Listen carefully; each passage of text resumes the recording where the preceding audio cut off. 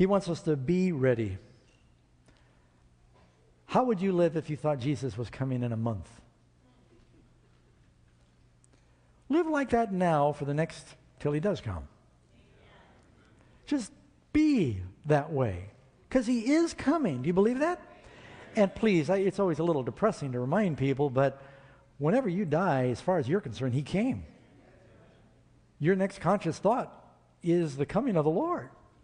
Right? And so, you don't know when it's going to be. Don't let that day overtake you as a thief. Death can overtake you as a thief. You want to be ready now for that time. You know, there's a fascinating story in history. I read a book called Rescue at the Top of the World. I may have shared that with you once time. It's about the Point Barrow Overland Relief Expedition. That's the long title. The story very quickly is, back in 1897, a group of 8 whaling ships that were up near Point Barrow in the Arctic Sea, whaling. They'd been driven there because of the Civil War. They were shooting whaling ships, and so a lot of them went around South America, and by this time they'd started to discover all the whales that were up in the West Arctic Sea up there. And they had a very early fall, and a number of the ships, 8 of them, with 265 men, were trapped in the ice.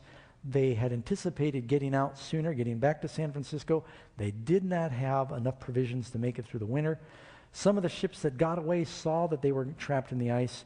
Word got back to President McKinley, and he sent a message saying, "We understand there's some whalers that are trapped, and they are in dire straits." Now, the problem is they have no electricity back then. You can't radio them. They have no roads. They have no airplanes. They can't take a boat to rescue them. The sea is frozen.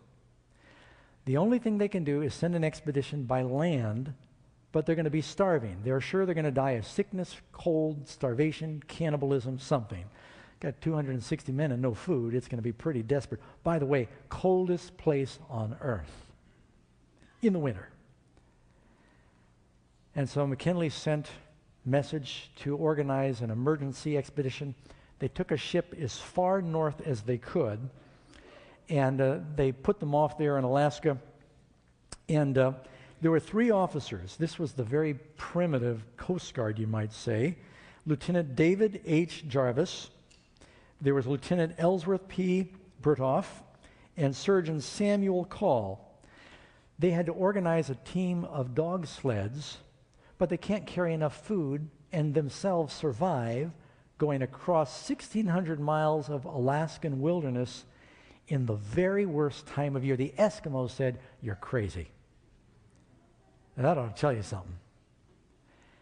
So what their plan was is that about halfway there was a mission station where, fortunately, the government decided to start breeding reindeer to supply the ships a couple of years earlier. And there were about 360 reindeer. This is the only way we're going to get food, is to drive it on the hoof to these men, which means they'd have to drive reindeer like 800 miles across Alaska in December and January and February. It was the most amazing thing. And, well, these whalers that were up there, things were getting pretty desperate. A few of them died of hunger and sickness. They're in this broken down cabin with no heat. They're trying to burn pieces of the ship. They're trying to hunt for polar bear or anything they can to stay alive. It's one of the most amazing expeditions. They knew help was coming, but they didn't know when. So their job was to try to stay alive and keep everybody else alive while they did their best to cope. Well, finally they did make it. They got there in, I think, March. You can imagine what their circumstances might have been by then. They reached Point Barrow on March. They had traveled 1,600 miles by sled. These, especially 3 men, made the whole expedition, never lost anyone in the expedition. You should read the story. It's an amazing story of what they went through, how providentially they were saved time and time again by some miracle so they could get this. Picked up the reindeer and had to drive reindeer. It was dark most of the time. You realize that? It's dark most of the time that they're doing this. So it's like they're in the dark with these primitive sleds trying to drive reindeer, running ahead and pushing sleds. Just an incredible thing to get to these men. They were prepared to die to try to save these men. The Lord hasn't forgotten about us, has he? He's coming back again, and it often seems like it's going to be at the darkest moment.